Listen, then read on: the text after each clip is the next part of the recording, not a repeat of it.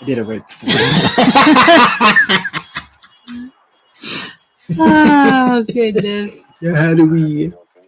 We've never sent this out to anyone yet. But this is our second time we actually did it on time. So I think you don't have access to speech. Manage for that thing. Yeah. Top chat. Really consider myself a superstar. How do you say? Oh, here we go. What is that? Boom. Send link. Facebook. I can walk around.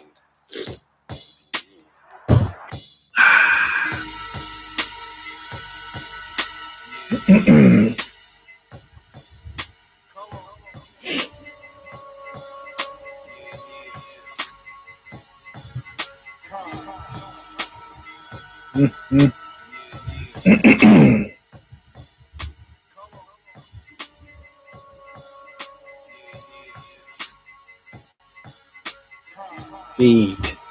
Yeah.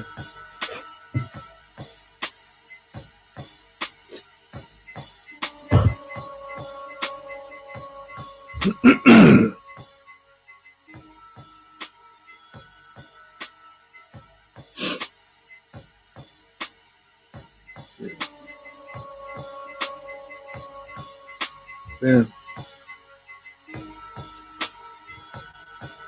Boom. If we were doing this live, like I think next week we should tell people when we're going on. And you wait a couple minutes to see if anybody comes on. okay. So I think this will give us time. I'm going to step away for 1 minute. Now we know how to do it. See if this comes on.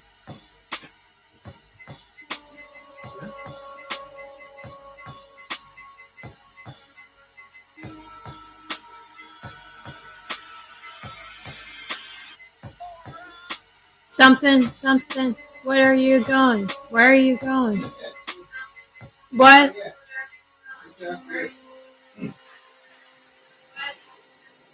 Wah!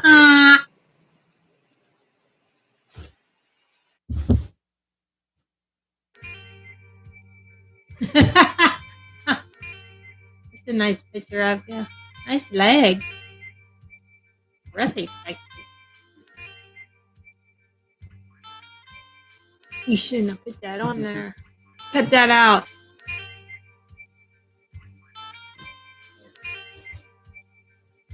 You shouldn't be posing like that in front of me. All right.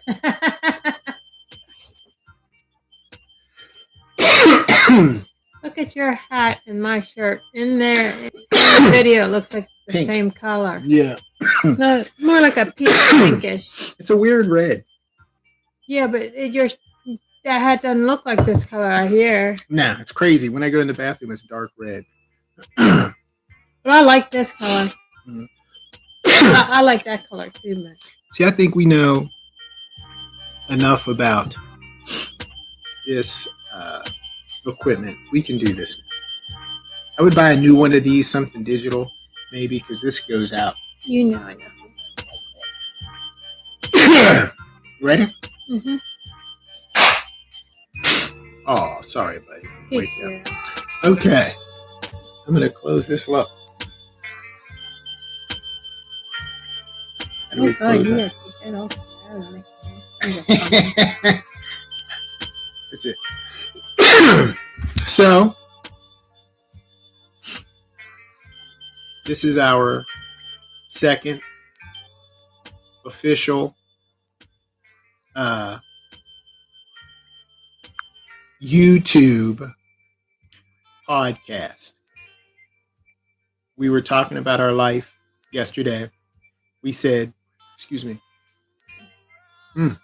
that every other weekend we were going to sit down and talk about our life and different things that were going on. And then when we started to do it, finally, I think we realized how hard it was because there's so much. I think we ran around so long we forgot. I don't know. I think that we were so busy, as close as we are. It just seemed like we never slowed down to think about what we were doing, like how we were living.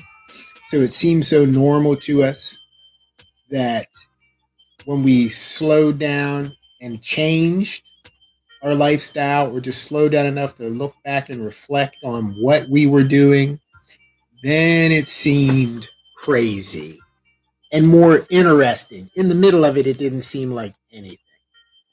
It didn't seem like it when we were going through it, but when we got ready to change, then we had time to think about it. Then we were like, wow, this was crazy. Yep. Let me give you, that was all you were going to say?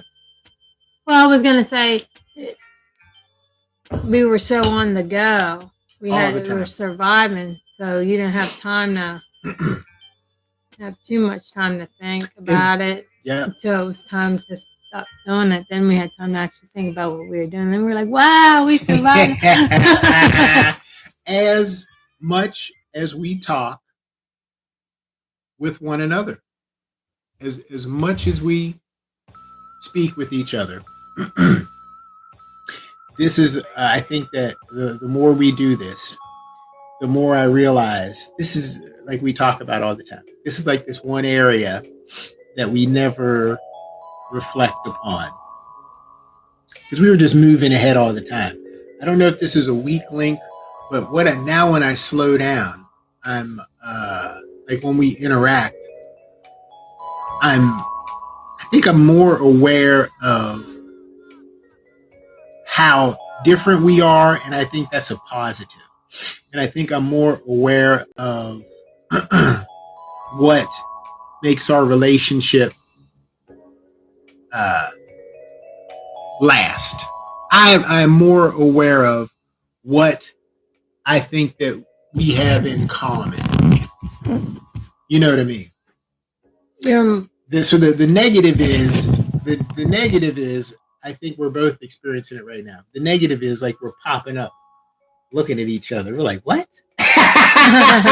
You were thinking what back then?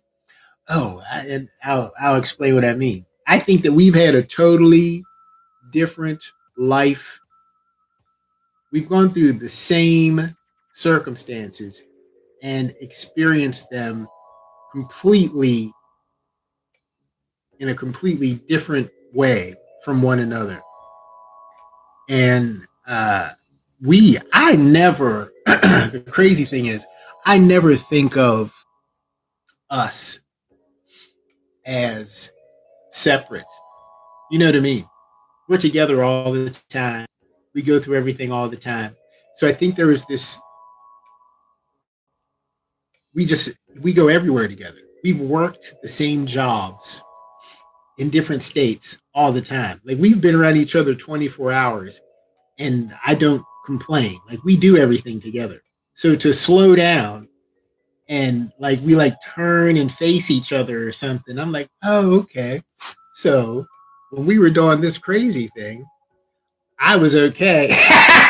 And you were being pulled through like a briar patch. Or like you tell me something and you're experiencing it this way, then I experience it completely different. And that wasn't registering for me. You know what I mean? At the time, that we're so different because we're always together. So I never think of you as I don't know. Isn't that weird? Let me give you an example, if I can, because we're close as friends and we know everything. But this is what this was last week. This was the question I couldn't answer. Why were we in the van? We were in the van because 23, 24 years before that, we both had a life experience that changed us forever. It made me question everything I believed, and we just went out and searched together to try and figure out what life was about. When I look back on it now, my biggest realization and the thing that I'm most thankful for, I don't know anyone else who had a friend so close to walk through so much of that together. You know what I mean? You're someone that would go with you. That's you. That is in my mind the thing that fascinates me the most is we actually walked through this together. That's crazy. And when I thought about what we went through, I felt bad because I felt selfish.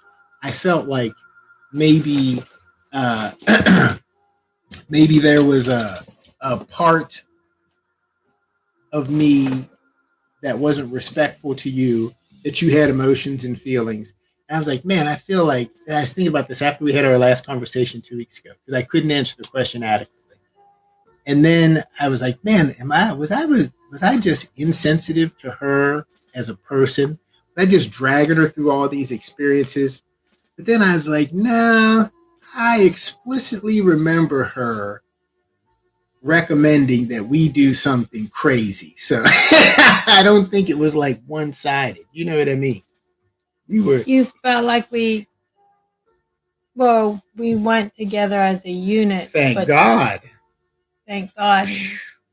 But then you realize that we were, even though we went as a team, you didn't realize till later that we were two separate, different people with different experiences and feelings about different things. That has been my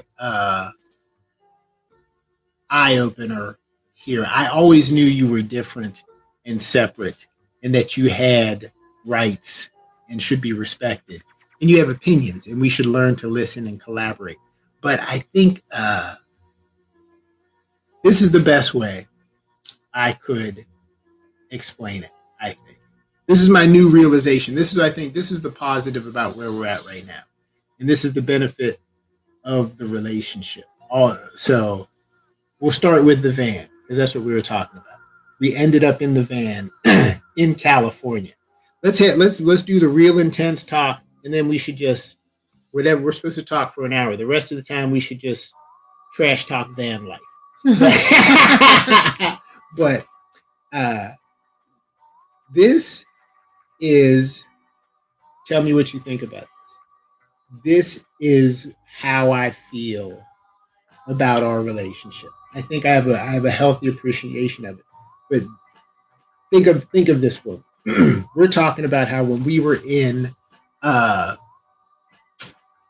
California, that was crazy. We lived, when we look back on it now, it was crazy. It was fascinating. Insane. It was fun. But it was, when we look back on it now, we lived like a book. It was like a book. The books my dad used to give me, we went out and did that. And we didn't think enough about it to stop ourselves. And I think that was a blessing in disguise, because we were doing what people say you should do. We actually did what people say they would want to do. Yeah. We actually did it. That was crazy. In the physical realm. We actually didn't talk it, we walked it. Yeah, this is the movie. So the movie is the person comes home, they realize how life is strangling them.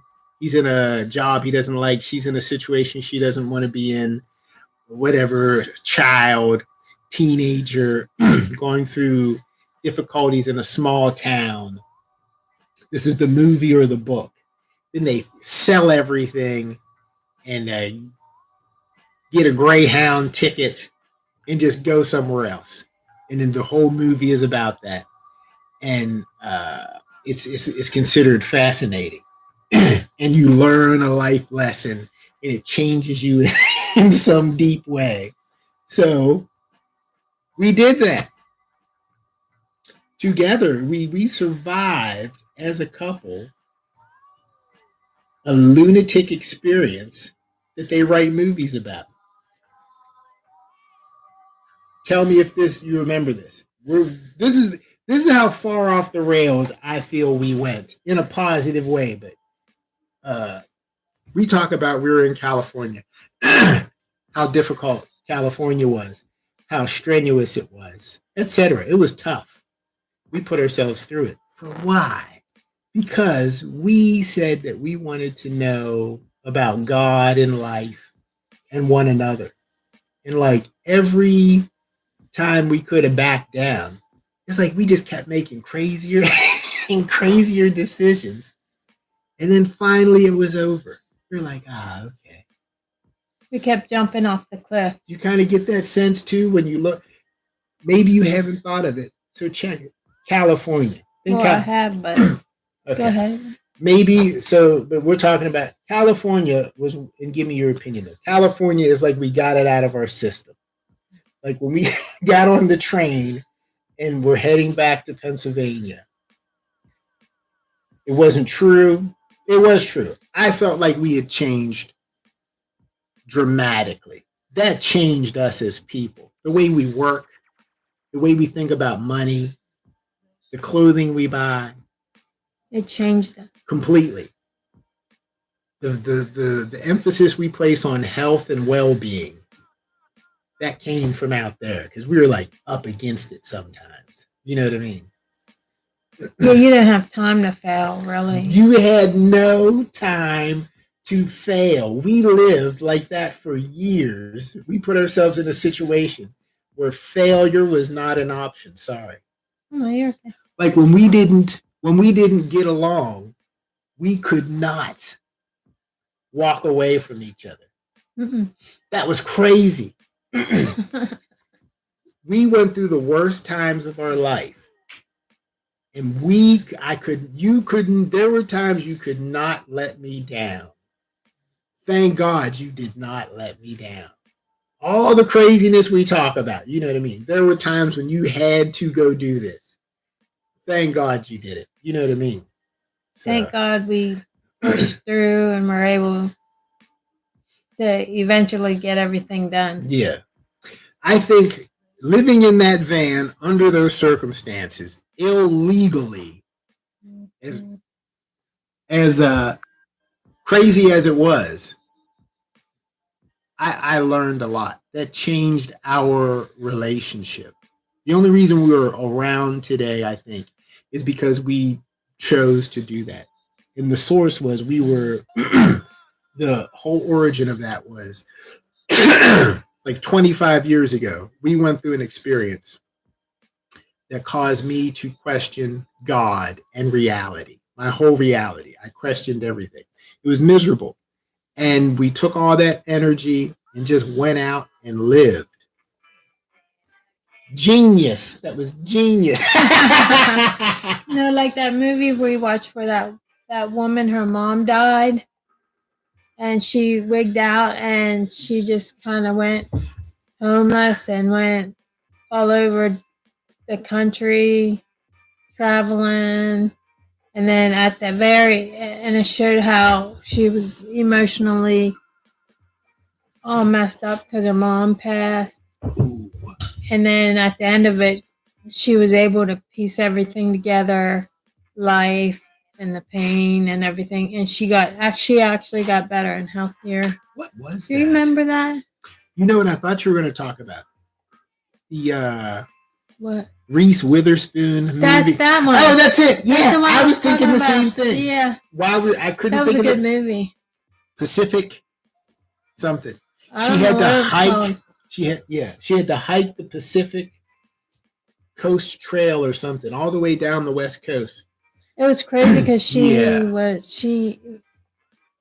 well, didn't she get a divorce or something? Did her husband cheat on her or something? Something weird happened, but her mom died and messed her up real bad. And it was a bad relationship, drug problems, and she just spiraled out of control. And then she just Packed was up. kind of homeless in a sense and was going all over the place. Mm-hmm. And you could see her trying to figure her life out. Yeah. But you could see all the mistakes she was making, and then as the movie goes on, she figures her life out and how hurt she was because her mom was gone and stuff like that. But she was able to heal through all of her experiences, even through her like mistakes and stuff. I like that movie. Yeah. So my point exactly. These were the books I was aware of when I was younger, and this came from my father's influence. Blue Highways. This guy goes through a divorce. He has time off before he has to go back and teach. He's a college professor. He gets a van, rigs it out in like the 70s, and just rides around the outside of the perimeter of the United States to all small towns and things like that. Just has life experiences. That's how he's adjusting. Zen and the Art of Motorcycle Maintenance, where he's taking his son out and he's trying to reassess where he is in life, where he came from, etc. Blah, blah, blah. Diary of a Female Nomad. Oh, that one's a good one. We read that. Good book. We read that. You read the book first. You liked it so much you gave it to me. We read that book. We changed how we exercise because we read that woman's life story. At a critical time, her physical well-being stopped her from achieving her goal. And we were like, we're not going to let that ever happen. That's how much that book impressed us at that time, I think. That it changed the way we live. Yeah. And her book was she went through a divorce, and then she just started to go out and try and find herself, live in all these different places in the world, have all these different experiences that were new to her, and kind of right herself. Which I think she got a divorce because they had a lot of money. Yeah. But she wanted to kind of like get away from the whole scene, all the money, the lavishness of it all. And she wanted to find life, like real life. Mm-hmm. Didn't she go to like Mexico? Mexico was the she first was like one. Broke. Yeah. She was a caregiver, and they let her live in their shed in the backyard. Yeah. That's how she broke into Mexico. Because she didn't know, I don't think she knew the language. I don't know. I don't remember, but she was traveling, and she didn't, even though she had all that money. Yeah. She did something. She was a writer. She wrote children's books and other types of books. She was trying not to live like she had money and stuff. Yeah. She wanted to see what it was like to be a regular person. She was below the radar. Yeah. So that stuff was in my life. I was reading those books because it was my dad was into things like that. I was reading that type of information, and all these people. He used to subscribe to this Outside magazine, which is all about wilderness and outside travel, fitness, and things like that. And there would always be that person in there that just had enough. This guy was a banker in New York City. He just has enough. Now he's a baker. He's a part-time baker in Colorado. So he goes and makes bagels in the morning, and then the afternoon he's climbing the rocks because he's just getting his life right. So I think that we had I had my foundation of my life shaken when I felt like I realized that a lot of the stuff I was told about life and God, how I was told it, was not true. But that just devastated me. I had no clue what to do. And then to the point, I think that I had to try to validate everything I thought I believed or verify that it was true, because I just couldn't trust anything. And in the meantime, I was like, and we were like 25. It just occurred to me that we had so much time on our hands. We could just do anything. We're untethered, Bert. So thank you for. Yeah, like Away We Go. That's our favorite movie. Yeah. They did it together. We lived in some of those cities where they were. I know. It was like all the same ones we went. We lived in Miami. They were there. her sister lived in Tucson. Yeah, we lived in Tucson. Her sister in the movie lived in Phoenix. Phoenix. Yeah, and we've had those discussions about travel, but we ended up in the van in California because somehow they went to Miami. Yeah, we were there twice, 3 times. We lived there 3 times. We lived there for 2.5 years the first time. In the van, the first van for like 2 months. 2 months. And then, because I remember that job at that Ventura Mall I had. Yeah. And then, third time, we didn't. Hollywood, Florida. That was Hollywood. But that's we went down in a van. Away. Yeah, but we went down in our van for 6 months and lived in the van. So, I think we did it. Like when all the stuff that people talk about, like they had enough with society and dropped out, we literally did that. Because we felt like we didn't want to do a regular job where you stay at one job and are forced to work till you retire and stay somewhere you didn't like. Just because you wanted that security of the job and retirement. And we didn't like that because there's so many things we wanted to see. We wanted to see California and Florida and everywhere. We threw everything out the window. Religion for a while, right and wrong. You know what I mean? Not like we weren't out there. We went through and we weren't religious. Or we would have never did that. And we weren't being crazy out there. We were spiritual. Yeah, but we were just figuring out everything. We just weren't religious. Yeah. Greatest decision of my life. That was hard and crazy. It was the best thing we ever did. We went all in. Yeah, and the thing was we did it together. As a team. Unbelievable. That's what I'm saying.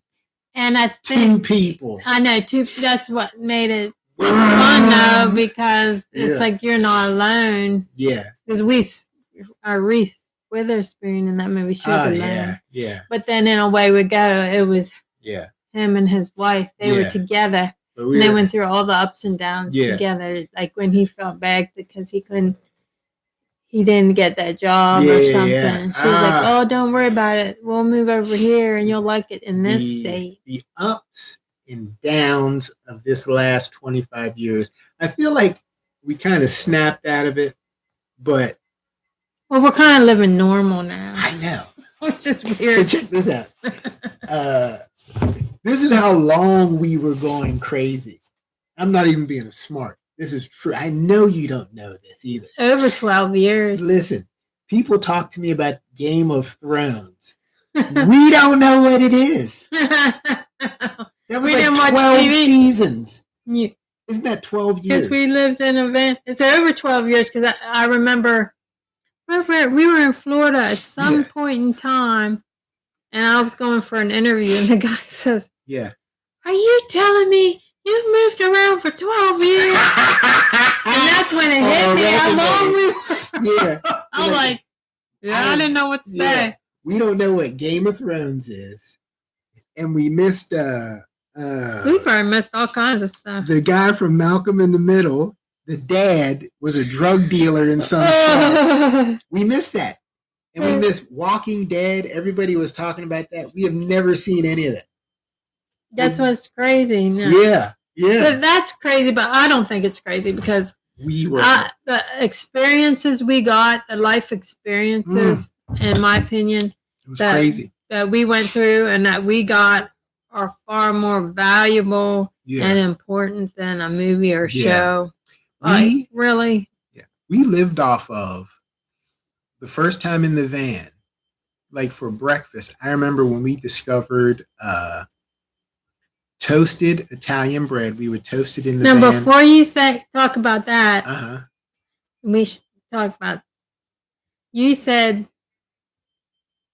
the reasons why we were in the van. Where I was disappointed. I was crushed if there was a such thing as being devastated, did not want to get out of bed because I felt as if what I was told about God was not true. That was my whole existence. That's why you did the van life. Well, no, after you don't believe in anything, I was like, this is it, man. Sky's the limit. We were just doing everything. Anything I was reading You didn't about believe in God. I was questioning God's existence. We had this conversation a long time ago. But the fact that I felt that for sure, the way that how I view it now, the way that I was told about God back then, 25 years ago, that situation we were in, I felt like that was not true. You're talking about the first time we moved to Miami. Yeah. Is that what you're talking about? Yeah. Oh. So there, I had no way to know what I believed was true or what was true about God because that situation just blew my mind. So from there, I started to study things, just read, listen, study, research to try to understand God, if I believed in God. I went to the point where I was not sure if I believed in God. Never like an atheist, but definitely at times just trying to be there. Now I would say yes, and I would say that God's merciful. So I'm glad I had a chance to walk through that side of it to see what it was like. But I wasn't that reactionary person that was just like, oh, there's no God at all, just because this person did something crazy. You're just questioning your beliefs. Everything. And the reason we ended up in the van, because once we started to question everything. Now, see, my experience was different than yours. Okay. Before you give your experience, because I think I'm starting to understand a little better how much our perspective was different. Just tell me what you think of this story. This will just gauge. We never think about what we went through. We were just waking up and banging it out. Gym, work, dinner, sleep, beach, restaurant, movie. We just moved. That was the plan. But before we went in. We were in deep. We were like feral humans. We were really. Well, we knew we had to. What you gonna do? We were just selling anyway. Please give your perspective. But this is the last thing I wanted to bring up. This is how far we were out there. And we're not even paying attention. Because we didn't know anything about TV. We were missing anything. We missed everything. We missed like 20 years of media. We missed easily. You know what I mean? We missed the last thing we watched from start to end, was American Idol when Ruben stuttered. Oh, yeah, that's crazy. The beginning of that. That is the last thing that I saw and like watched and could talk about. I've not seen a show that I remember. I would watch Catfish. But that's when you would come here and visit your family. Like when we were around the TV, I would watch Catfish. The last show that I watched and know about is Ruben Studdard's American Idol. What about the last movie? So we go to the Sense? That was on Broad Street. So we've been to movies, but the last time. I mean, yeah, I know.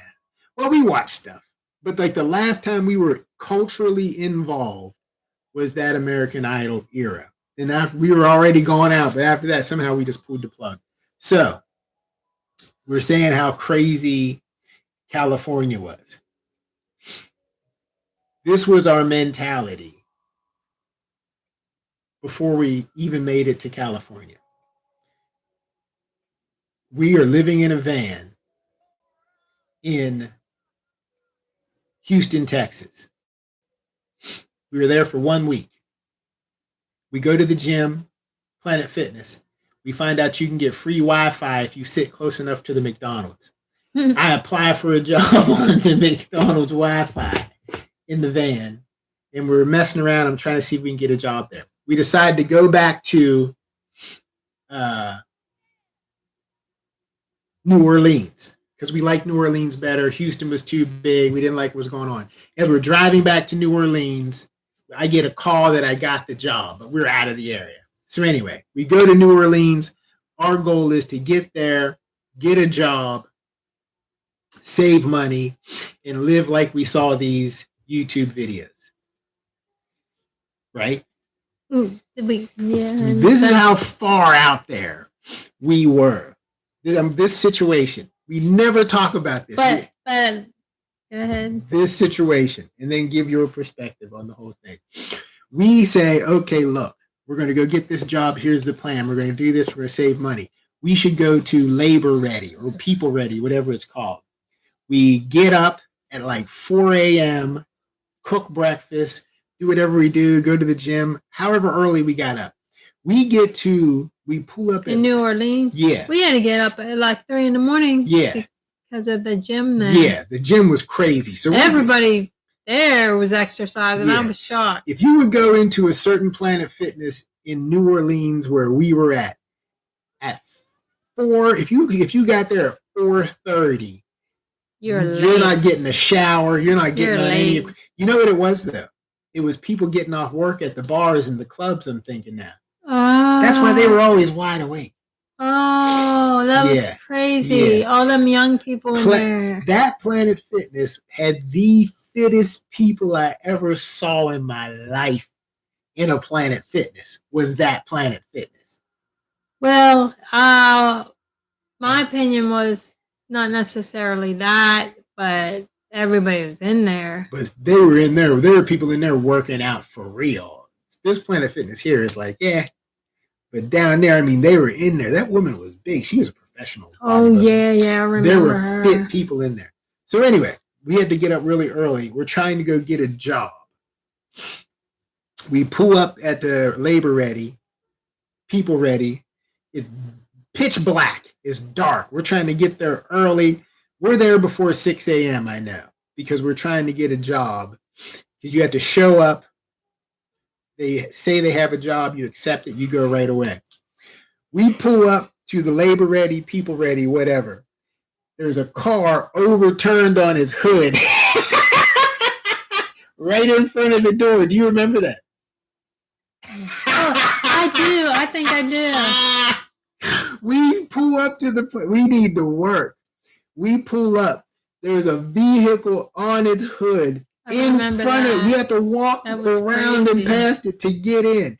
Everything is all whatever's Something going on. Happened. We didn't know what happened. The dude, he was trying to get in there to get a job, and he wrecked in front of the place. The car was rolled over on his hood, and we're like, "Oh man, that's crazy!" And we still walk in. That was one of those places where you had to be careful, man. They would speed like I don't know what. So. Didn't even care at that point. We couldn't. Car was flipped over. There's mayhem out there. I remember I said, "What are we gonna do?" You said, "We're gonna go in there." How about this one? Then we're in. So that doesn't even register. That doesn't even register as an event in our life. We forgot about that one. Our adrenaline has been up so high that does not register. Means but I think then you believed in God. Yeah. Well, of course, that by that time I had peace. By that time I had converted to Islam, actually. In New Orleans? No, before that in Georgia. Macon, you're Georgia. Talking about Georgia. Yeah, so we were in New Orleans way after that. I thought that incident was in New Orleans. Yeah. I'm getting confused. You said, did I believe in God? What I've said, I believed in God at that time. I said yes, because that was in New Orleans. Because technically, I had converted to Islam when we still lived in Macon. That was years before. But the car that was overturned was in New Orleans. Yeah, we were talking about that. So I said, "Did you believe in God?" Yeah, in New Orleans. Oh yeah. I'd made a decision. I'd come to a conclusion that there was a God prior to that. Okay, that's what I would say.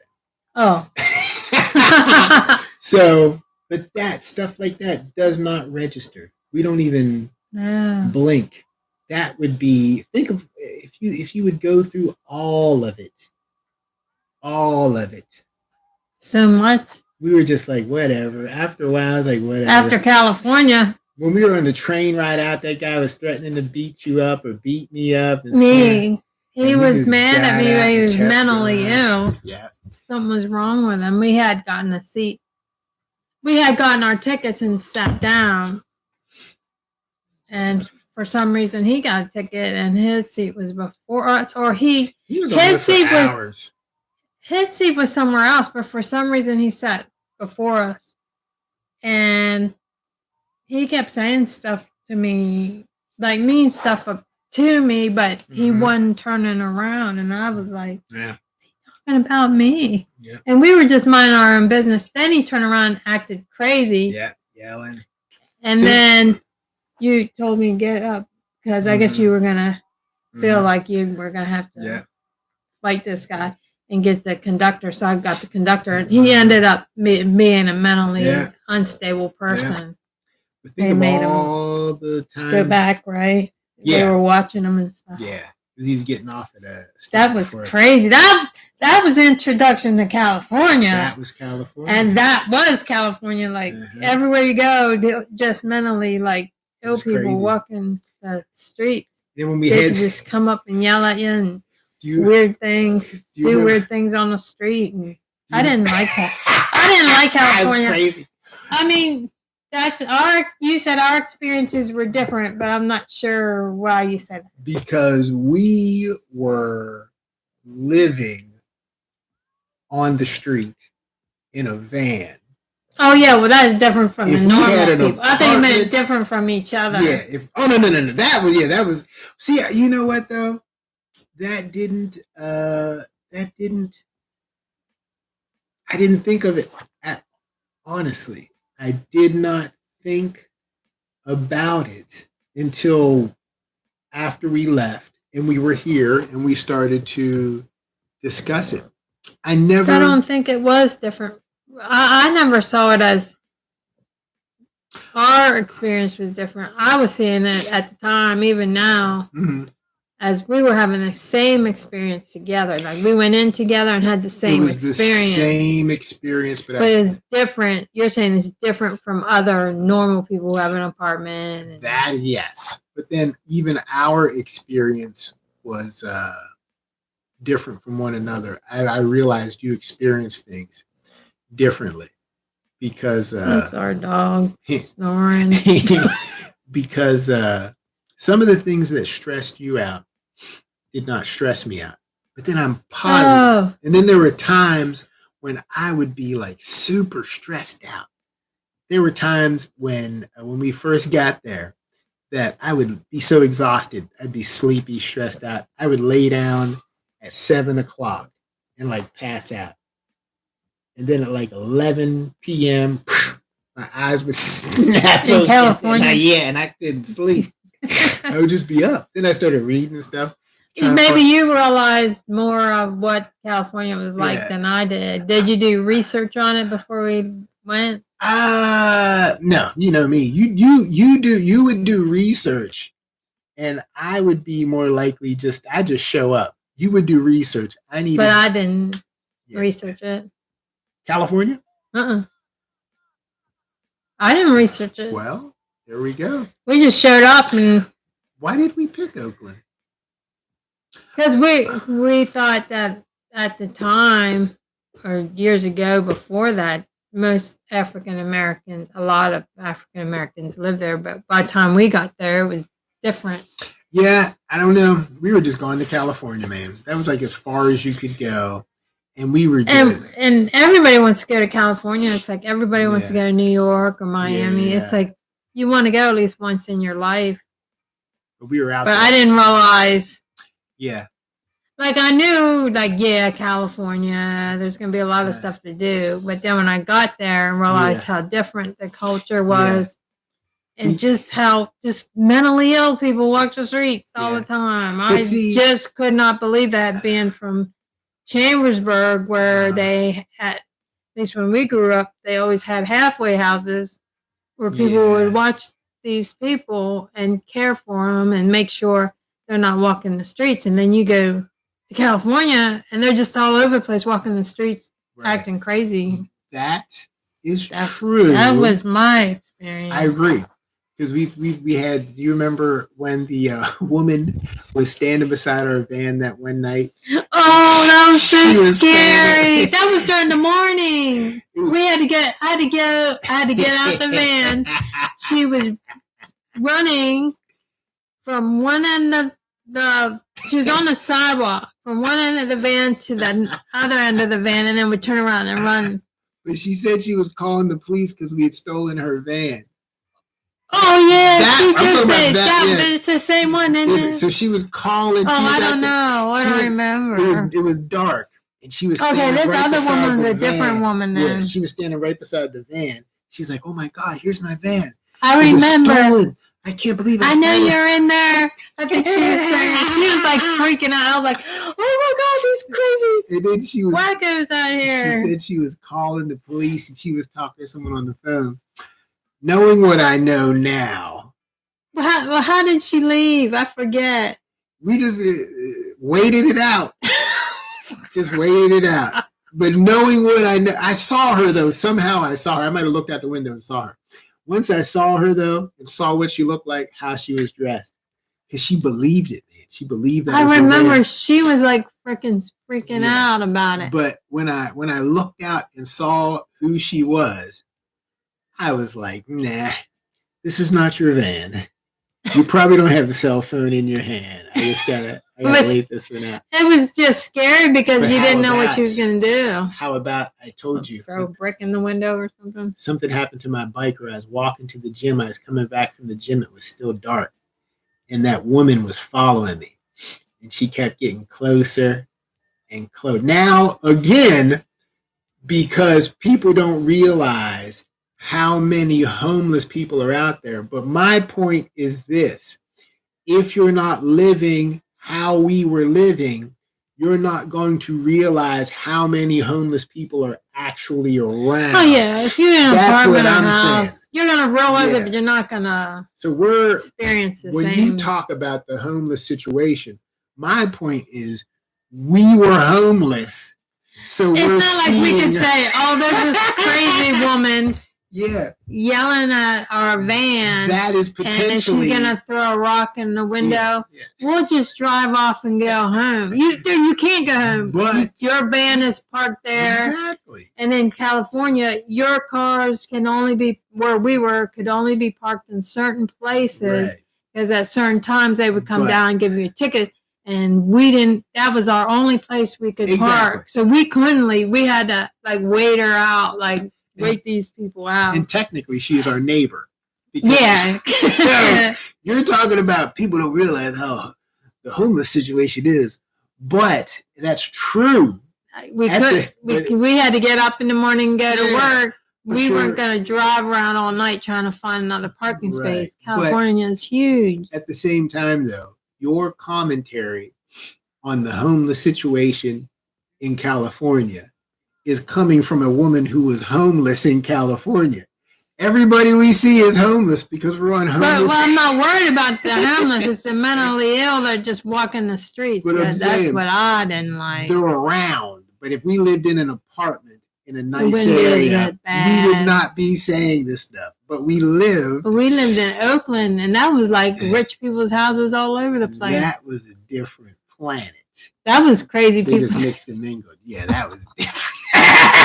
But remember that woman, you weren't there that day, the woman, had to get out of the van. It was morning because I had to go to work. This woman was on the sidewalk beside our van, acting really weird. And then she ran up and I thought, okay, fine. She's gone, and I looked down and she was just at the front of the van, and then she runs back.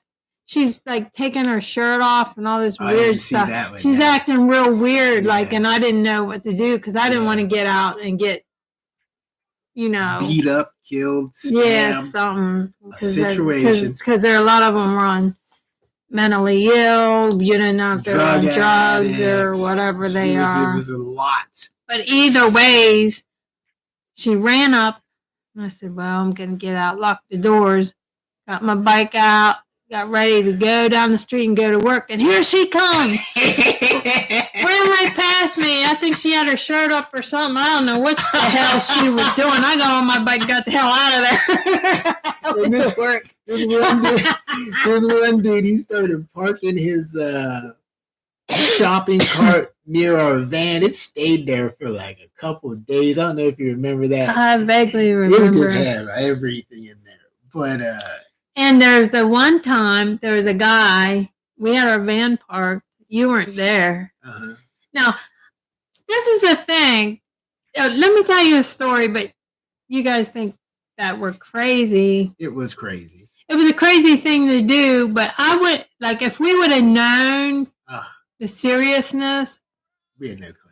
we should've didn't. known. We were like, oh, you see YouTube videos of Yeah. Van life. rich kids, Yeah. rich young Mercedes step people vans. with probably careers Trust and a funds. house or whatever. YouTube You don't realize famous. it till after it because they made it a whole like movement. Like this is cool. Like this is cool to do. Get your van renovated. We did it. You can live like this. You can travel around the country. We did. And they all the people we seen were like rich. They're posing in front of the mountains. Like here, the Rocky They were like, Mountains is behind. so- Nothing. I'm not trying to be racist, but they were like rich white people who were young in their early 20s, probably had degrees, had their own house. The van They itself would be Sell their house. about $100,000. And you'd see them, they would be $90,000. real young like us, but they had a lot of money, Younger. but we didn't realize, okay, they have money. They have Yeah. a lot of money. We don't have a lot of money. So they would rent it. They would get these like high-end vans and Right. renovate them. Right. Made them look really cool, like houses on the inside, and said, we can save our money Right. for whatever they wanted to do, their honeymoon or whatever they wanted to do, because we're working all the time for this house we bought, and all we're doing is working, and our life is passing us by. You're And so doing a sales pitch for them right now. Yeah. Okay. Like this is the stuff we watched all the time on YouTube. Then this is where we got the idea from. We're working all the time. Mhm. We want to spend more time together, Right. and we're paying rent, and that money's not going in our pockets, going to somebody else. But if we went and got a van and renovated it Right. and lived in a van, we would be saving all that money. We could save all that money for our own land and a house one day. We did save money. We did save money. If I can disagree with you in one area, this is my point. You proved it. My impression of the van life was definitely not the same one you had. Well, wait a minute. I didn't say what my impression of it was yet. That there. I'd read No. the other stuff. That was my impression how the van life was supposed to go, Right. like that. Right. And on top of the fact that we believe in God, Uh-huh. I do. I believe in God. Yeah. He believes in God. Yeah. We do our best to do what we feel God wants us to do. We were safe the whole time. Our whole We life. saved money. Not that we believe we actually came out of all this safe. Yeah. We never had a But- violent altercation. That's what I'm saying. Yeah. That's what I'm saying. I agree. Yeah. It started out with watching these videos. Yeah. And then over the course of how long you think, a year or two, we're watching these videos. Oh, no. And- From the time we started watching the videos to the time we decided to do it, that was less than a year. We were here. But then, We were living in a trailer, but travel trailer. yeah, but then we were like, well, we live in a travel trailer, so what's the difference? Yeah. You know what I mean? The only difference is we're not going to be paying someone It to wasn't- park somewhere. Yeah. That money is going to be going in our pocket. Yeah. If we have to work, we might as well work. Yeah. We can probably work less, or if we have Yeah. to work the same amount, we could save our money for Yeah. the things we want, like a True. lot in life. And that's the way we saw it, because we never had a lot of money. Yeah. But then we the videos we watch. Can I interrupt you real quick about the videos? Because you're right. Yeah. But this is for real. What you're saying is true, but I could do this.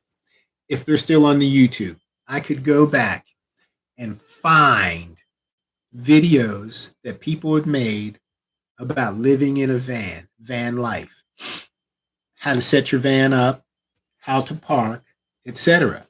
I could find these videos, and then they show you where they've been living, how they work, how they make their money, internet access, showering, food. That's what I'm saying. Remember I bought that van abode book? Yeah, but hold on. Now, after we were deep into it. No, wait. Don't say that. Let me say this is something different. What you're saying is true, though. But see, we were watching these videos early on before it got super popular. It was popular enough that we heard about it. But this is before a lot of people started doing it. So we were watching. Oh, okay. I got the timing wrong. Yeah. So we were watching all of these videos. This is what happened, because I remember this. There was this one couple. I was watching their videos. Their van was similar to ours. And they were showing you how to live, where they got their internet service, food, cooking, storage in the van, parking, discreet, stuff like that, etc. So we get a van. We put all of our stuff in the van. We're out doing it. And it's hard, it's crazy, it's stressful, it's totally different. Like a year and a half later, a documentary comes out about van life, living in a van. That same couple is in this documentary. Now, I'm watching the videos. Either way, long story short, when they were doing these videos showing you how to live in a van, they had only been living in the van like 3 months. Oh, so they filmed the video. Then after the documentary, all the videos are put up, everything's out there. All of a sudden, they're having trouble with their internet access. It's not as easy to park these places. Then you're juggling. But we didn't see that, did we? No, we saw the good stuff. See, that's what I'm saying. Jumped to play. That's what I'm saying. And then you see all these videos on these retired people who live in their vans. Yeah, we were early adopters when people were lying. They showed how they renovated their vans. Yeah. They had a bathroom in their van. And then they had how they did their food, their water. So it made it look like, this is like an alternative way to live if you want to save money. Then you find out that they'd only been living in that van for 2 months when they made that video. Or something like 1 that. month. Just getting out there. There so some we hardcore people. Yeah. Can I interrupt you one last time? Yeah. This is how I know my expectations were so different from yours when we got in there, because I was watching videos by this lady. I'm an alien. Man. Oh, I know you showed me her videos.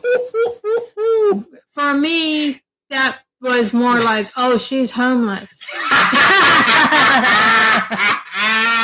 Because I was thinking all the videos we saw, they had their own, a lot of them had like step vans and stuff like that. I knew no one had a step van. She was in an Astro van. Oh.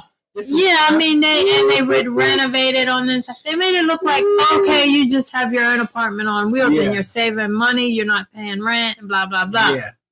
Then by the time you got her, I said, yeah, she's hardcore, but I think she's homeless. I think I said that. That is homelessness. That is. Check this out. But then right before we left, that's what we were thinking about, all these places before we left. And you can tell me if I'm wrong. I was thinking, I love God. And Bubba Tunde. We love God. We've always tried to serve God. God has always protected us everywhere we go. When times when we should have been harmed, God has always been there.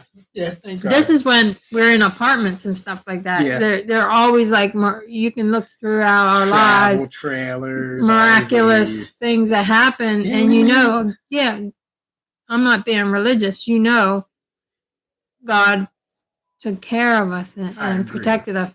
And I think we were kind of naive because once we got out there, we were like, okay, because we were like, okay, we got everything we need. We both will work. So we'll always have money. God will always bless us with money because we always work. That made us hard workers. Yeah. We did crap jobs. Yeah. We did them well. And then I said, we believe in God. So they say, don't jump from job to job. It looks bad on your resume. And we said we didn't care about that because it was always God that got us our jobs. God that kept us our jobs. And God that kept everything going. So every time we would go to another state, I got on Indeed and I'd be getting these jobs. It was crazy. It'd be like, bam, as soon as I put on Indeed, bam, they'd say, we have an interview. And when we lived in Georgia, his brother lived in Georgia for years. He made a life there. He married a woman. Yeah. They had their own house and he's established there. He told us one day he didn't understand why everybody in that area was saying there were no jobs. And every time he turned around, we had jobs. Yeah. Well, again. That's what I'm saying. God was with us. I agree. Times when maybe. Of course, without a doubt. But at the same time. Before it got crazy, like California, before we went seeing how. Before we went somewhere like California where it's super dangerous and we were really naive to it because, I mean, we were to a certain extent and we've lived in a lot of places. California's its own monster. But I think that this is an area, again, like I said, I think you and I have been together for so long. I think you're going through the same thing as me. You're just realizing that in some ways, we are different and we're experiencing these things differently. Because so let me ask you something. Let me make my point there. When I'm going to go online. We have a minute left. We're going to extend it a couple minutes. We're supposed to do 1 hour. But I'm going to go online. I hope her channel is up. When I saw that channel, honestly, you know what I thought? I said, this is the first. I'm going to go find the videos. But when I saw this is the first video I saw. She was showing you how to wash your clothes. And she was at a rest stop. In my mind, she was homeless. She took a trash bag and put her clothes in there, put some laundry detergent in there, filled it up at the side of the rest stop, a little faucet on the side, shook it up, rinsed them out, hung them up. All at the rest stop. Mm-hmm. I saw that. Honestly, I said, okay. This is the bottom. She's right down here maintaining. That's what I said. I said, I'm subscribing to this channel because in the event that I got to go commando like this, now. That's true. You got to know what you need. I followed her channel. I subscribed to her channel. In my mind, I'm an alien. I'm not sure how to spell it.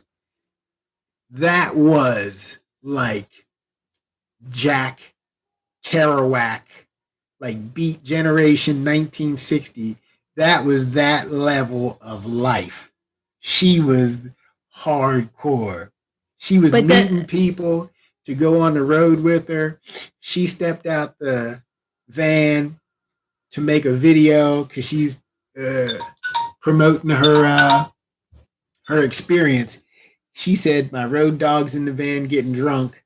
She's making a video. Turns out, when she walked away, he took all her stuff and bounced on her. She was in Mexico. I remember that one. In like a 1987 Astro van with 300,000 miles. Broke down, had to live behind the mechanic's house. They were bringing food out to her till her check cleared. Jeez. You think she's had enough? No. Now she's hitchhiking around South America, putting up videos. She's in places in Central or South America. Man, I don't know how you got there. Boom. So she's been to a lot of places, but I wanted to know where her money was coming from. She was stranded behind a Walmart in Canada for a while, making videos. I would never want to do it like that. So I'm just saying, the lie was like the step van culture, renovated. There's a stove in but there, like hardcore, moving around the country, moving around the world. She was hitchhiking in somewhere in Central America. But did she ever say why she was doing it? No. I pick up little pieces of her story. I think she stopped for a while, but that was like, man. Like we were out there, we were like, like one morning I woke up, bam, you hear this loud noise. As I'm getting out of the van, there was a car wreck. The car is moving right towards our van. It's not insured. We don't got no register. That's how, as I'm getting out to go to the gym, boom, that the intersection is 40 yards away. They got hit so hard, that car is coming towards. It's all busted up. The front end's all ripped. The car is coming towards us. Right at our van. It's going to hit our van. I remember you told me it's coming straight up. It stops so close, right? Just stops, doesn't hit it. That was God. Yeah. Like, that's what I'm saying. That was God. Like, look, they could have hit us. We'd have been dead. All the police are coming, ambulance coming. The person's in there. And I'm laying down I was so close. In the van, I'm like, I have the cop don't see. I think I seen the cop walk past or something I was like that. At the accident scene. When I'm getting out, the accident is still happening. I used to deliver food through Uber in downtown LA. And I parked my bike and I was delivering this food. I walked down into this dingy downstairs below the street level one time to deliver this food. It's like an all beat up area. So I park my bike and I look up. There's this homeless woman coming down the street, like our one neighbor in Macon, Georgia was, that crazy lady. And I'm looking at her. I'm like, man, this woman is acting particularly crazy. So I lock my bike up. That's California for you. This is California. She's coming down the street. I lock my bike up. I'm crossing the street. I'm about to go down these stairs to deliver this food. I'm about to go down these stairs. I hear this. Boom. I look up. She's rolling off the front of the car. Look. And then she gets up and keeps it moving. This is nasty, dirty, smells like urine. This is LA. I go downstairs to deliver this food. It's like this retro bar. Like it's like burgundy curtains. I'm like, my God, this place is expensive. It looked like TV.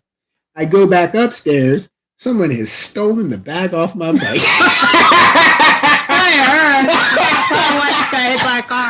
She stole my bag and got hit.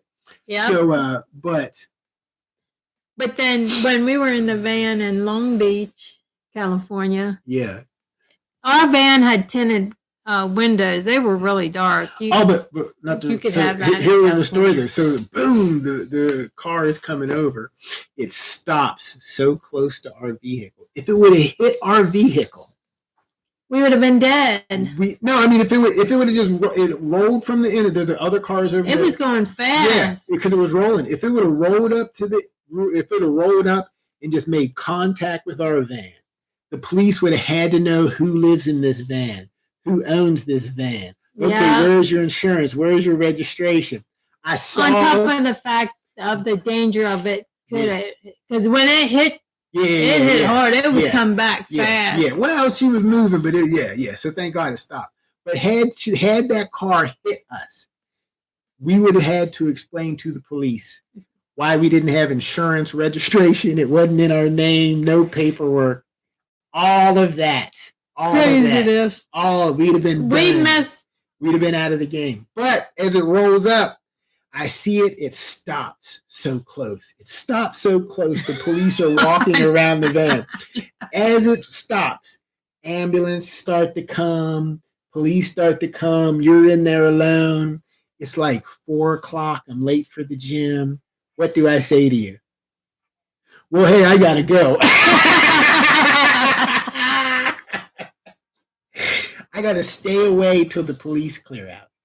Yeah, because you can't get in the van But I gotta leave now. I have to leave you in this van. And I had to stay laid down because I could see the cops going and hear them. Yeah, I have to leave now because if I don't go to the gym now, I can't shower and exercise before I go to work later. That's horrible. Crazy. Horrible. And then the one time when you weren't there, I was in the van. It was daytime. And I heard all this yelling and screaming and profanity. And I looked out the back window and down at the end of the block, which was fairly close to the van because I could see the guy. Yeah. Some crazy man was down there with a cart screaming and yelling at the top of his lungs. We're in the middle of it. And I was like, oh my God, is he yelling at me? Can he see me? We're in the middle of it. And I looked and I ducked down and he was just yelling all this profanity and he was getting ready to come right around the corner and I thought he's going to come up to the van. And I was in there like this. Oh, Jesus.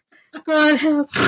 I know you're real. I know you'll, like stuff like that. Like, I know you can protect me. So look, help me because I'm scared. This wacko is like right near. Yeah. And next thing I know, I'm going to tell you the funny part. This is how God protected me. I was so terrified of this crazy man. Yeah. I didn't know if he was yelling at me, if he was going to come up to me in the van and try and hurt me. So I ducked down and I was talking to God about it. And wow, he's screaming so loud, so loud. You could probably hear him across the street. I'm going to interrupt you one last time. Don't interrupt me this time. Let me say the finish it. It might be the same guy. It probably is. Go ahead. Anyways, this is when I realized God is protecting us. Like, literally, there is something running this universe. Something is watching over people who really submit and try and do what is right by the universe, by God. True. But I was just wide open. We were just falling. No, I really believe in God. I don't mean fallen like as in fallen creatures. Me personally, it got to a point where, in my mind, I was to myself. I said, I still think this way now. In my mind, I was like, you know what? Whatever I think I should be doing, I'm just going to go and do that. So that's what I mean, falling. I'd read this book, Siddhartha, and his skill was he could just let go and relax. So I said, I'm just. Oh yeah, that's what I had a hard time. Yeah. So I said, I'm just rolling with it. So I wasn't necessarily. I believe he wasn't, and I believe you should live rigid, according to universal laws that you can see in nature that God gives you and through Scripture, etc. But at that point, I was just like, if I'm going to learn the things I need to know about life, I just got to wake up every morning and just put my foot on the gas and just be out there doing it. See, he's my attitude better at that than me. But at that time, I was like, we were in California. There was a lot of crazy stuff going on down there. This is the LA area. I mean, there's a lot of crime. Just stuff you don't see. We're staying in hotels with porn channels, cocaine behind the dresser, violent altercations at the front desk. I hear not with us. No, but I hear him out at the front desk fighting and craziness. So this is California, and we grew up in Chambersburg, Pennsylvania. We were living on the streets in Southern California. We were living on the streets. That's a little different. As adults. As in Southern California, so it's different. There's a lot of homeless people. Yeah, I But mean, we were everybody living- knows there's a lot of homeless people, but you don't feel the danger of it as much when you go to your apartment or your house. because we had to live with you them. can just go to your apartment, lock your door. Yeah, or when we would have days off, we would go to the beach for hours. I would go to the beach on my days on. Yeah, Just to get away from the van. we would just be, and the only people who were living like that were homeless people. We Oh, lived, wait, let me finish the I'm story. sorry, go ahead. Yeah. Okay, the end of the story is when The guy. Yeah, the guy. When we one of the reasons we decided it was okay for us to do this was, first of all, we were a team or a couple. We decided together this was a good idea. We survived. And Thank God. everywhere we lived in a van, we knew that God would take care of us, protect us, because we weren't trying to live a life of wrongdoing. We were trying our best to do right. Wherever we went, wherever we worked, we tried to do right by people, do right. We true. believe that God would take care of us if we did live the way God wanted us to live. So we said, yeah, it'll be okay to do this thing because we saw it on YouTube and thought it'd be neat and a way to save money. Mhm. And then when That's we got true. out there, it was a whole nother thing. We were a little bit naive. I feel like I was real naive about it. Mhm. But then when we got out there, it was a whole nother thing, a whole nother world when you actually live in a van, whether you're in California or not. California was hard to live in a van because you can't just park. Well, But it was hard because there was a lot of drug addicts and homeless people everywhere. And I'm not just talking about. I'm talking about normal areas where people normally. Don't. You're assuming that I'm going to say something about the homeless thing. I'm not. So you're trying to get ahead of it. And yeah.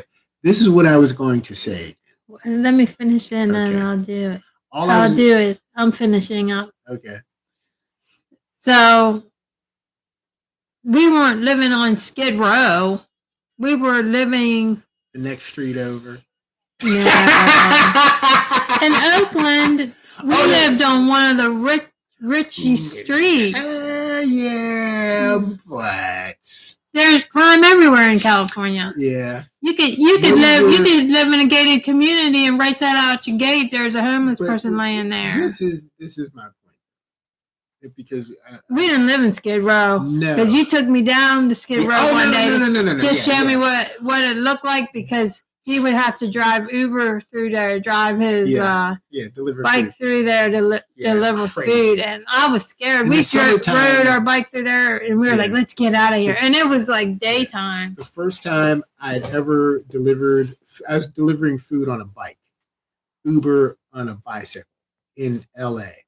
The first time I ever saw that area of Los Angeles. Like you see it on TV. The first time I ever saw it, the police closed off the street, moved all the people out.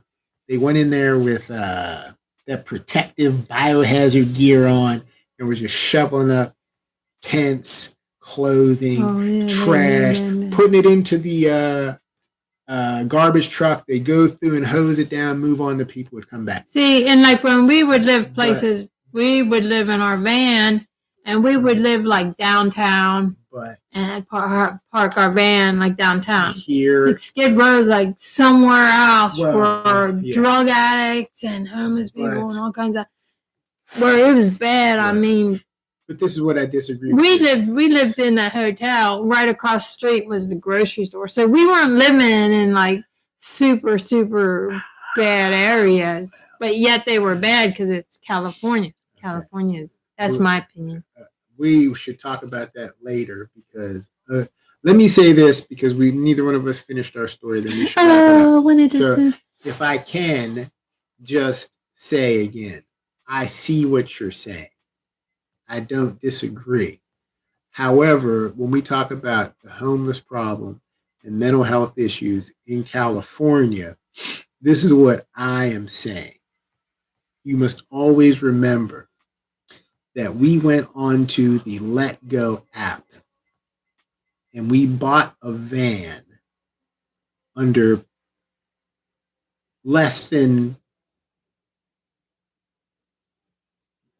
it was just suspect how we purchased from the way that we. Well, it wasn't that I wanted to do it like that. Finished. You were making the choices. I was just like, because I was like, I don't think we should do it. And you were like, let's just do it. That was a time I agree. You said, I found one on Let Go. I was trusting you. You know what I mean? I agree, but then once it got started, I was like, I'm out. This is crazy. You're like, hold on. He only wants $400 I was like, oh my God, okay. But I was like, that's what I'm saying. We have two different perspectives. In my mind, I was like, okay, man, indeed. My back out plan was call Uber, get to the train station or the bus station, go home. But so I had a back. I don't think that was your back out plan now. Because I was like, he's gone. Wow. Let's go a couple blocks over. He won't know where we're at, and let's get out of here. And I think we're exploring ourselves now. It's boiling down to personality traits. I'm like, okay, let's go for it, and then you're like, ho ho ho. My life flashed before my eyes. That's where I was. Realistically, I told you I was not like, I didn't feel threatened. So my response is the thing, we're totally different. That's what I said. We're having two different experiences. But you had to finish the homeless man. But this might be the same homeless man. Do you remember this dude? He was standing outside the van. I have to tell you what happened with the woman that was following me too. Can you tell us what happened? So the homeless man. Let me tell you real quick, and then you tell me that too. So I started mine, and then that's how you got on yours. So the woman who was following me, it's dark. I'm at the gym, worked out, showered, Starbucks. When I get home, it is. When I'm leaving the van to go home, someone was pointing the driver. I think they're just backing up. It's dark. I'm still walking to let me check? No, they're just backing up. Oh. I'm walking to the van. It's dark. Like you said, we don't have a house. I'm Long Beach. I'm way down at the gym. I'm still in that little area. Yeah. I'm walking up. So the farther up we get, it's going to get darker and darker. As I'm walking, this is homeless people.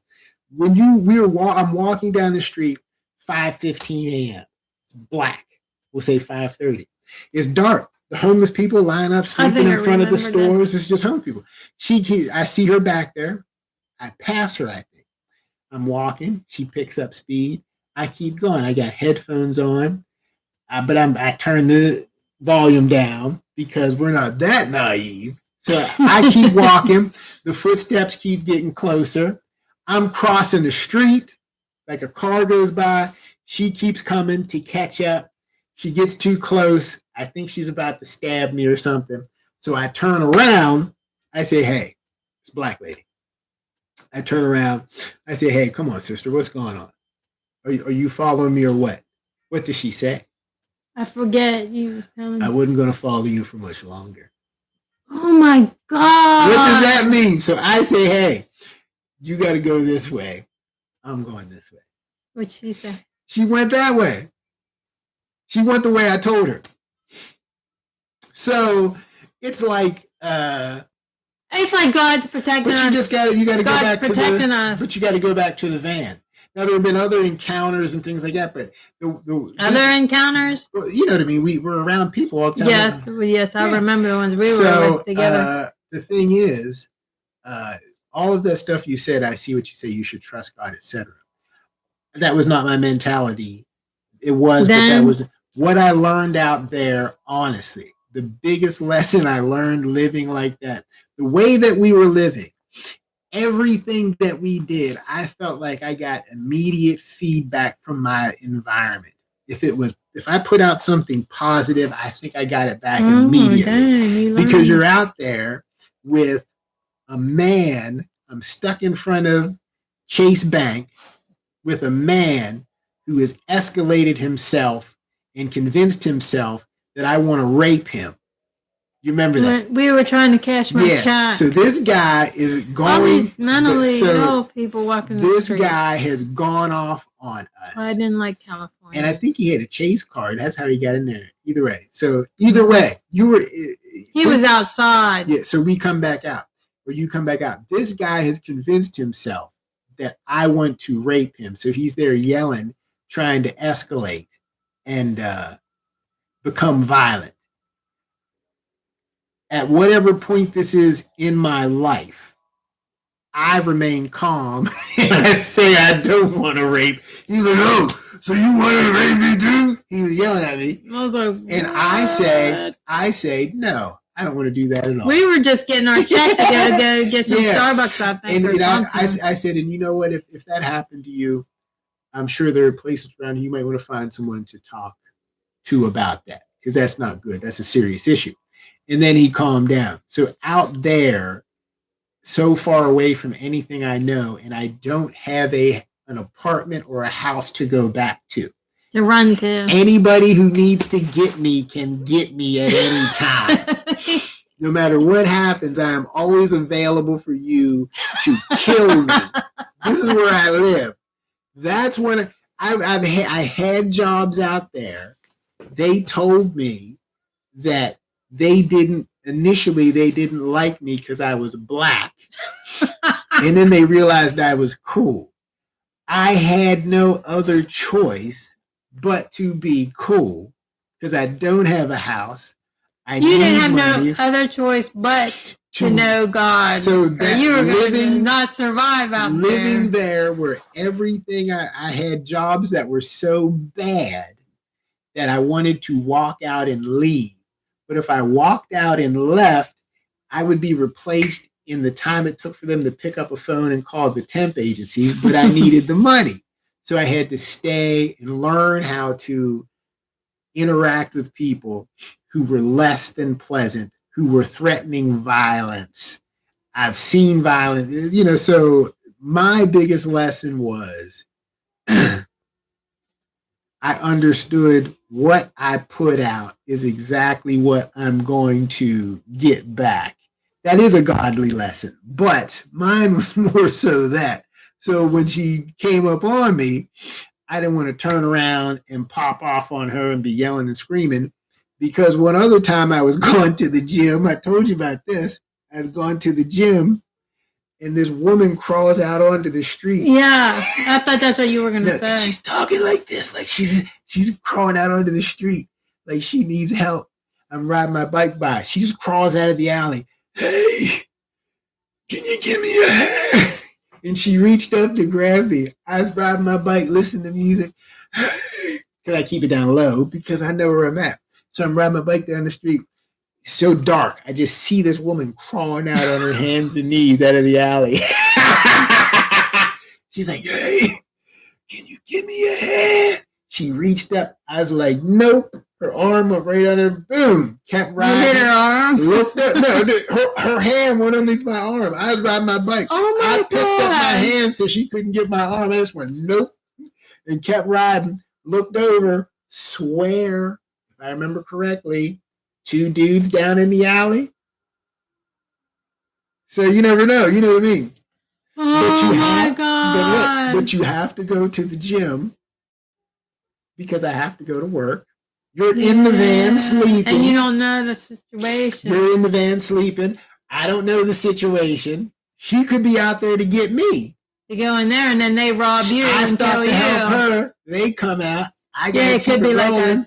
like a 3-team thing. I don't say no. I keep it moving. This woman comes up behind me. I turn around and stop. I try and be cool about it because you don't know what she's going to shoot me right now or stab me. I'm trying to be calm, relax, know what's going on, because just the day before we were walking down Long Beach Boulevard right near Denny's, and we see some woman walk out into the street, pull her pants down, squat and pee, then get up and keep moving. No, she didn't pee. She pooped. Holy shit. So that was getting close to the time when I was like, I'm having enough of this place. So California, I don't care what they say. I don't want to live there. And so our whole environment was like we were surrounded by people that they would raise their voice, and because they have mental health issues and some of them are violent, but we're surrounded by people, they raise their voice.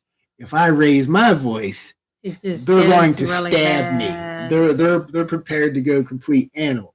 So I started to realize. You remember that lady when we went to Starbucks and they had the outside seating and we sat down, we were drinking our Starbucks drink. She was crazy then. She started yelling at me.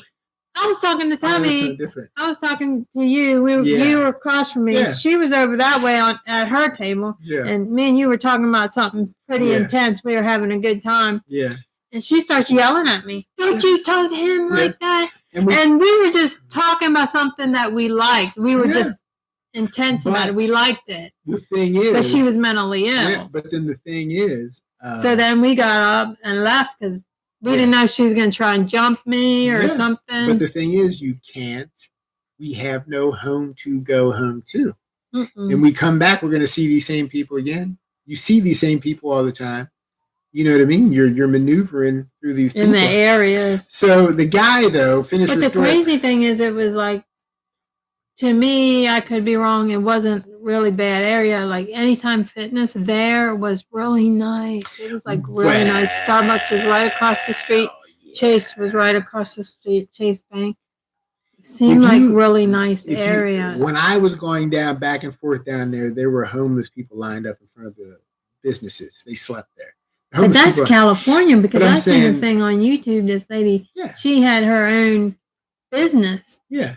She was making money. Yeah. She said the thing she hated the most was when she would open the door to her business, there would be a homeless man sitting in front of her door.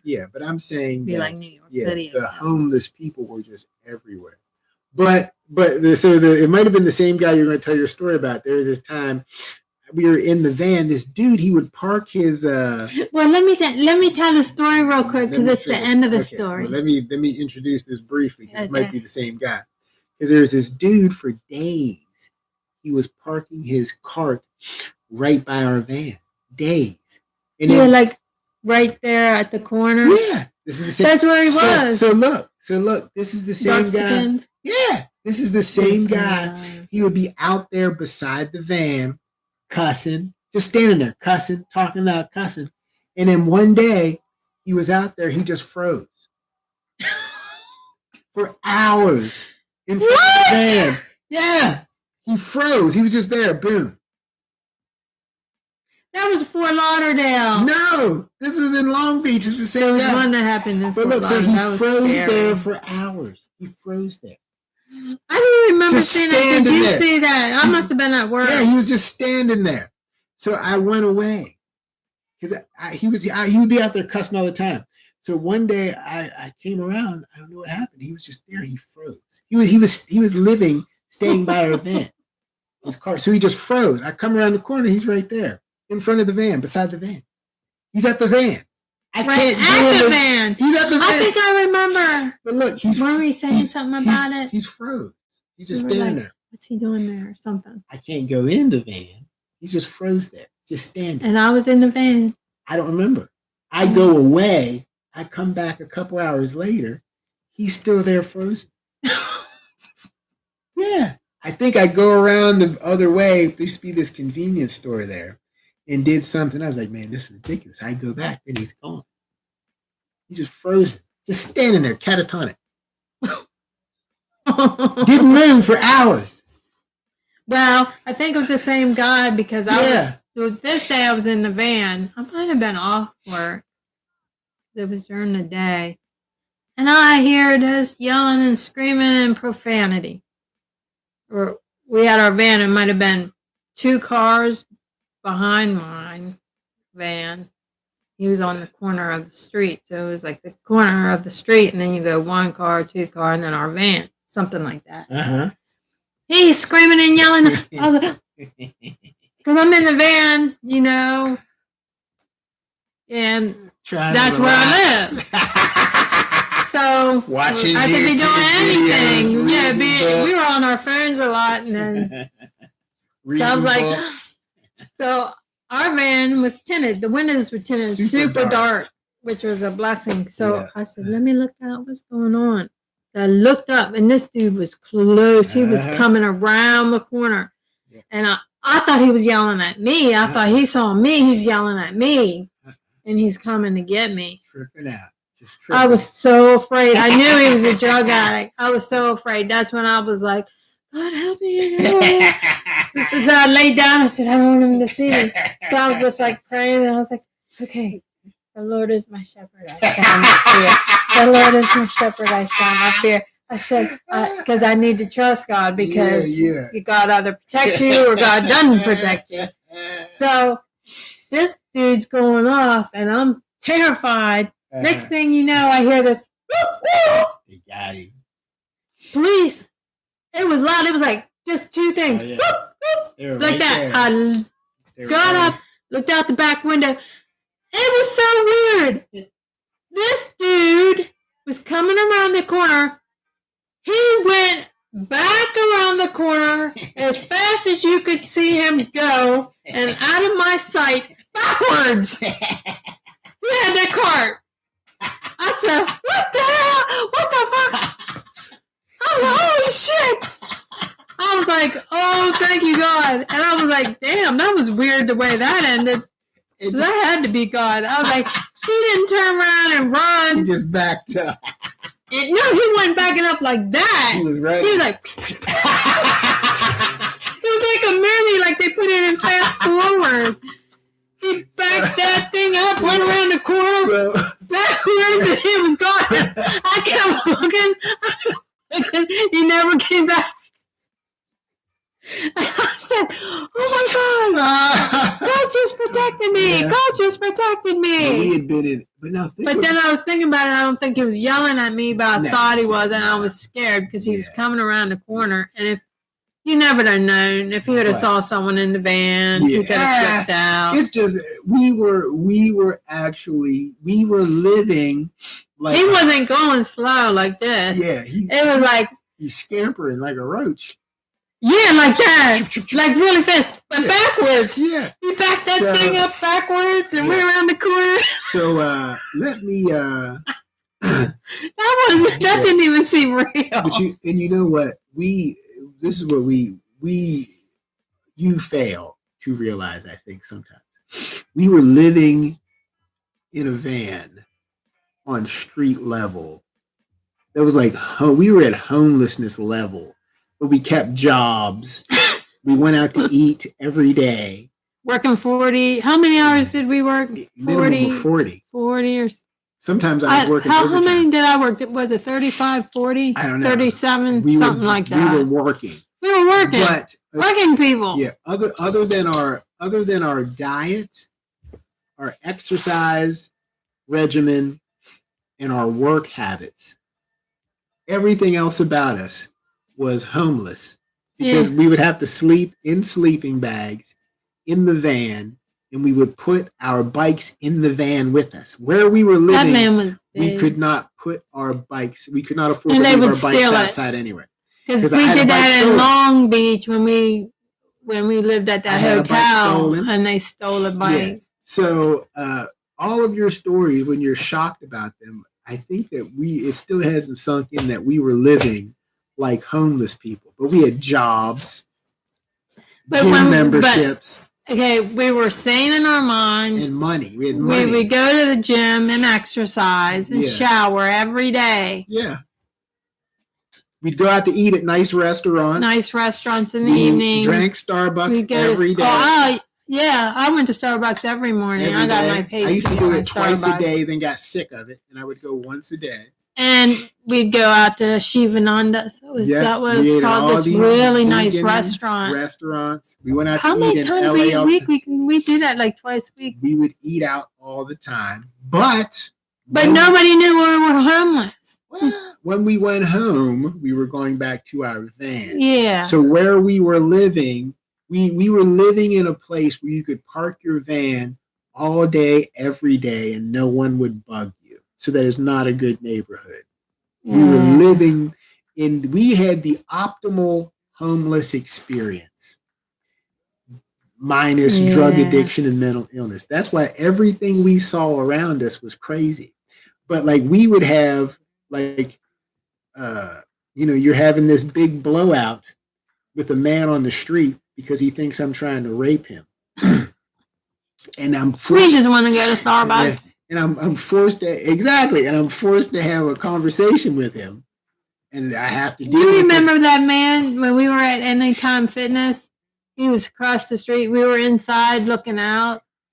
And he was flipping out. Some dude. He was like on some type of drug. Yeah. I was shocked the cops didn't come get him. I was in there working out at like 4 a.m. I saw this dude riding around on the street in front of where I was, just looking at me. And I wasn't really thinking. And then they were trying to steal my bike. They had taken a crowbar and they tried to pull. They almost got it. I couldn't get the lock off. So I called the police on myself. I said, hey, if anyone calls and says there was a guy stealing a bike in front of Anytime Fitness, I remember that. I had to stay down there for hours and try and I remember that was hard for you. Yeah. Because they were. So you're around it. We're around it. But we're like, you had a nice bike. Yeah. That's when the fat bikes first came out. You had one of those. Yeah. But so we should wrap it up. But the one. I mean, we were homeless, but we were homeless, but we weren't homeless because we couldn't afford to get an apartment. We did it on purpose because we had our own ideas about van life and doing that and this and that. Yeah. I think my bike in California was like $2,000, $3,000. It was a nice bike. How much was it? We spent money on the bikes. It was nice. How much was it? Because I about dropped my jaw when she said how much that was. Hundreds, but it was nice. Yeah. It was a lot of money. Let me tell you, we dropped that dough that day. I couldn't believe that crap. Beat up. But that bike was nice, man. Oh, I know. I love that bike. I thought we dropped like $2,000 on that bike. We spent hundreds for it was money, but no. How much you think? It was cheaper. I forget how much we spent today. It was a lot of money, but it wasn't that much. I'm not going that far. But point being that we ended up in the van because I had a religious crisis. And thank you for coming along with it. You had your own religious crisis. Well, we had a religious crisis on Broad Street. That's when it all started. When our ideas about religion and God. Yeah, that's what we should talk about sometime. But that's how last week I was like, well, you can't figure out how you ended up in the van. Let me tell you my side of it. And I was like, why was I in that van? Because that was crazy. But we ended up doing that because it's like the bottom of my life fell out. And I was just going around looking for answers. I think it was a positive experience, but it was crazy. It was, you know what I think it was like sometimes? And we're skipping over like where we were staying. The only reason we stayed in the certain hotel in Long Beach is because we couldn't get into another hotel, which looked on the outside crazy. I can't believe we went to some of those places. We didn't want to be homeless. But I mean, we were choosing like something. We'd rather pay rent for a hotel room. We didn't instead go of living on the street. True. California. And we chose the best places we could, and they were all relatively nice. But the areas and the stuff we'd seen, things we heard, the environments were not. They were safe for us because of how we were maneuvering, but these were not nice neighborhoods, especially some of the places. What about that one in Oakland? Was that a bad neighborhood? Every night, what did you hear? Craziness. Every night. I was so glad we had our room. We were paying all kinds of money to stay there. I didn't care. We lived across from ice cream shop that offered all sorts of different varieties of vegan ice cream. We lived $5 for one scoop. Oh my God. We lived 30 feet from a restaurant that served Tibetan cuisine, which was delicious, bookstores and everything. But as soon as the sun went down, You would see all these rich white people walking up and down the streets. I mean, lots of them. It was like a magazine, like when you see when you see like some people who draw cartoons of New York City in the holidays, and you see all those people walking up and down the streets, and it's so hip and cool. Yeah. That's how it was. But as soon as the sun went down, man, I was thankful we had we stayed in our place. You would hear like windshields or car windows being busted people out. Screaming and fighting and just craziness. Like, not even just people fighting, just crazy violent fighting. Like you could hear people hitting other people in the face, and we'd be on the second floor laying in bed. Like, how hard does a person have to hit another person when they're down the street that you can hear the fist or the hand hit their face? Again, we were just experiencing it differently because there were times. I don't know. I knew when the sun went down over there, Oakland, California. I don't want to be up where we were. And you said that was a good area, and I thought it was a good area, except for at nighttime. Yeah, so that's when it counts. But it was a better area than a lot of places. Long Beach. Yeah, I think. Well, yeah, true.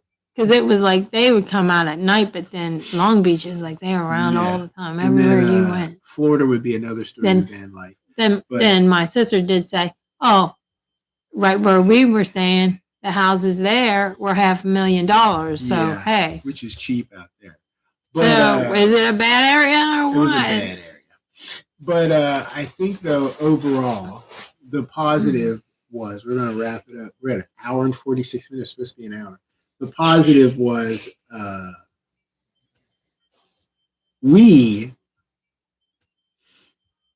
it changed the way that we interact with one another. I think it forced us to be better people.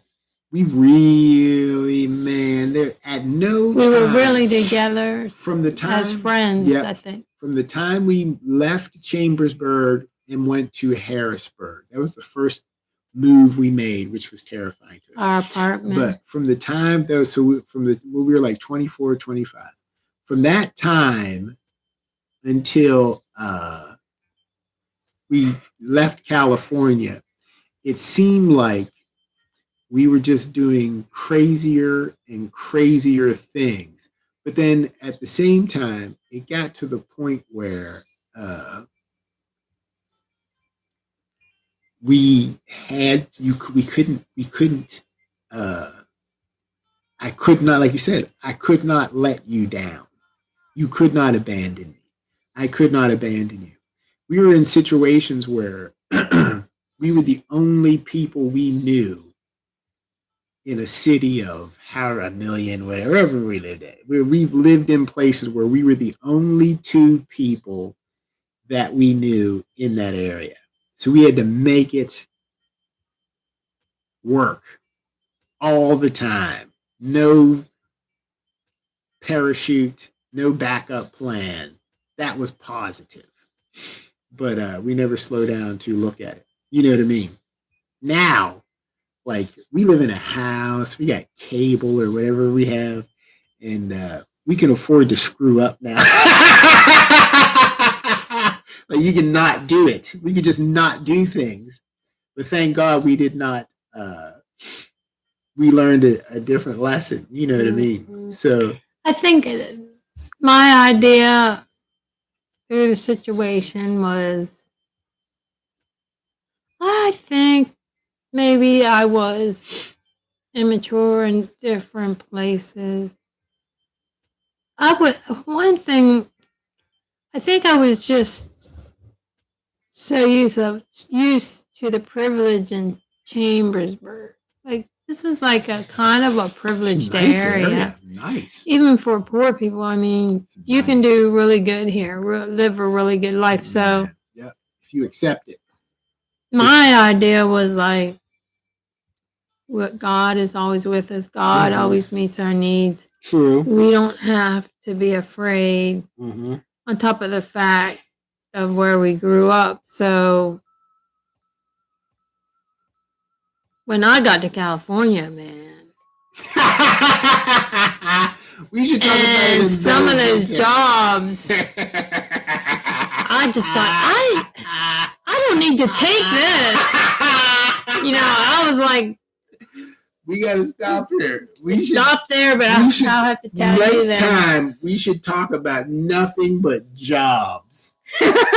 Nothing but jobs. But we're gonna end on this. It was our idea of normal that affected us. I get it. That made us different in the way that we perceive things and do things. And we were pushing limits out there. We're not covering anything. We're just kind of scratching the surface. We should talk about the jobs totally. But is this one thing I'm positive of?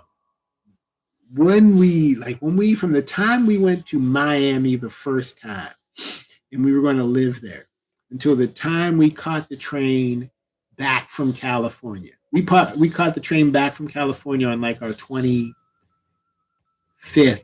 wedding anniversary or something. We weren't planning nothing. We didn't plan nothing. No, we were going with life because once you're in a van, you don't. But you go with when life goes. So, if your van breaks down, you're gonna have to go with the flow. How about when our van broke down? That's another story. But so from the time we were in, I was literally crying. I literally cried. You did. I was at the end of my I've never rope. seen him cry. Maybe once our whole marriage. Breaking point. I've been there. I was trying to figure it out. I wasn't so used to it because you didn't cry. I was trying to figure out what you were doing. I'm falling apart.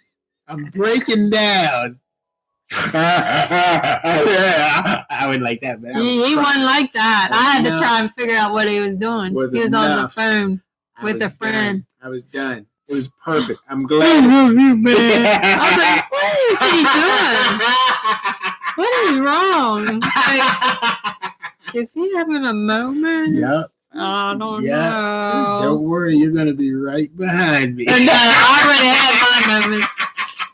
So, what I was going to say, though, from the time of Miami until literally when we got on the train to go back from California to Pennsylvania, you know what I was looking forward to, honestly? What? Sleeping for 3 days uninterrupted.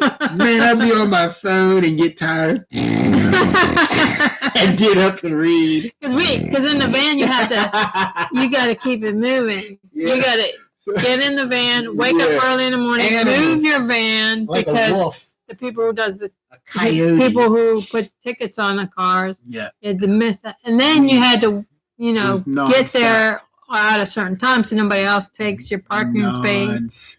We had to go to the grocery store in the van, then find a parking space. Where are we going to sleep? Find a place to sleep. Yeah. Sometimes we had to drive it around. Sometimes other people would have our spots, I'm sure. Yeah. So, but that some scary stuff did happen. Remember in Fort Lauderdale when that crazy dude was out in front of our van at the Walmart? And he was real close to the van, like right in the front. Do you remember this? Then we got to end it. This is what I was going to say though first, and then I'm going to bring up two things from Walmart, real van life in Fort Lauderdale. But what I was going to say though, from the time we were in Miami until we actually took the train back from California, it was just crazy. It was fun. But you know what it was? We thought we lived in Miami in a van, and God worked it out. Later. No, this is the first time. Wait, that was literal. That was before California. Point being. But this is why we thought we could do it, because we didn't know how California was. Oh, we made it. We did it. We did it, but I mean, we didn't know it was going to be harder. No. Because when we were in Miami, we lived in a van, and we found this perfect spot. Oh, yeah, that doesn't count. We lived in our van behind this Walmart. That'd be finished there. Point being. See, we can't tell that. You're getting warmed up. We're trying to shut it down. I know, but I was going to say. Point being. It was like everything was set up so perfect for us. That's why we thought, California would be the same. We'll find a spot. That was another world. Yeah. That's what I was going to say. Let me finish it. Go. Point being, as we wrap this up, you said 1 hour. As we wrap this up, I think that it was stressful, very difficult at times, nerve-wracking. I think I was I don't know how many times living like that took me to my breaking point or my last straw. I have no clue how many times, but I'm sure I was there so many times that now my breaking point is it was just you. How many times can you go to your breaking point? How many? It was just constant. But I'm ending it on this. I was going to say the other side of it was like a long-term adrenaline rush in the sense that there was never a time when I was bored of my life looking for something to do. I was wishing for a time to sleep, but then we'd sleep on the beach. But there was never, for 20 years, 20-something years, it literally was, in a sense, it was just non-stop movement. Whatever we thought of was hard. We were doing. That's what I like. Like even when I think about us living in Long Beach. Yeah. Like I would not want to live in Long Beach. Now I know what it's like. Yeah. But it was like our life was so wonderful. Like I loved our life. Isn't that weird? Yeah. We literally did. When we got on the train to leave, we were like, he's all right. We were like, when we got on the train to leave California, we were like, okay, that's over. I'm so glad to leave off. And then we did it again in Florida. Then we got out of that. We were like, okay, we got into that. Well, we got into that apartment. We did it the last time. Either way, though, but I was going to say that has been if you factor in all the ups and downs, all the difficulties, all the stresses on your mind, your body, the relationship, social stresses, financial concerns. How many times in California did you think we had fights? Once. Maybe a major time. Ain't that crazy? One. Out of all that stress, we always because we had to, and we had to because I love you. I did it because maybe it was different for you, but I just loved being around you. I do. But at the same time, I know that under those types of circumstances, I knew enough that our survival was more important than me proving some point at a certain time. Mm-hmm. My sanity. There were times when I could not fight with you because I'll probably lose my mind and cry. This is stressful. I need to just not do that. You know what I mean? Mm-hmm. So it was, of course, I love you, but at the same time, like you're surrounded by craziness. The last thing I want to do, that's what I'm saying. I realized then I was getting immediate feedback on my life because we're just around so much intensity, strangeness, craziness, drugs. There's prostitution around because I'm hearing stuff in the hotels. We're seeing how people are living. Stuff's getting stolen. I'll tell you when I realized California was crazy. In the room. When I was coming home from work from Hollander. Yeah. And everybody's getting ready to get on the train. We're waiting for the train to come. And I sat down and there was this guy there, some Spanish dude. I don't know what it was. Anyways, struck up a conversation, just talking. And in the middle of our conversation, his phone rings. I told you about that. He goes, hello? Huh? What? Motherfucker, what are you talking about? You got my son. My son? My son's at her, motherfucker. Who are you? I'm like, oh my God. I said,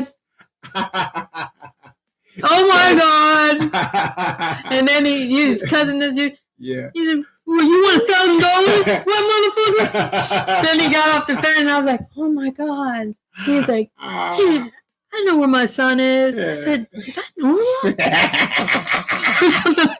Then after that, I thought, I don't think I know where I'm at. Yeah. We were, we didn't. We weren't thinking. Yes, I say that politely and I think respectfully. we were kind of. I felt naive. We had no clue. Thank God we didn't have a clue. Yeah, because I think it would have been worse. We wouldn't have did it. Because I used to enjoy riding my bike to Anytime Fitness and going to the grocery store. It's crazy. And I knew we were going to see each other in the evening and go to Starbucks. We're gonna shut this off. But I think the rush of it was enjoyable. You know what I mean? It was fun. It was informative. It was instructive. It was stressful at times. It was very scary. Okay. We're not telling the worst stories because we're not thinking about them right now.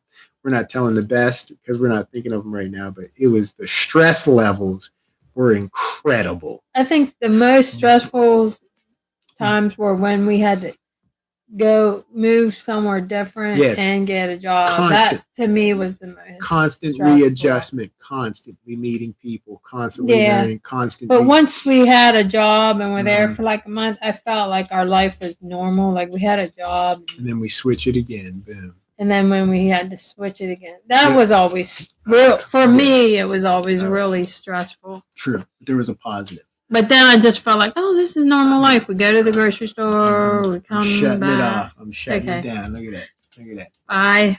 You do it over. We should talk about all jobs we've had.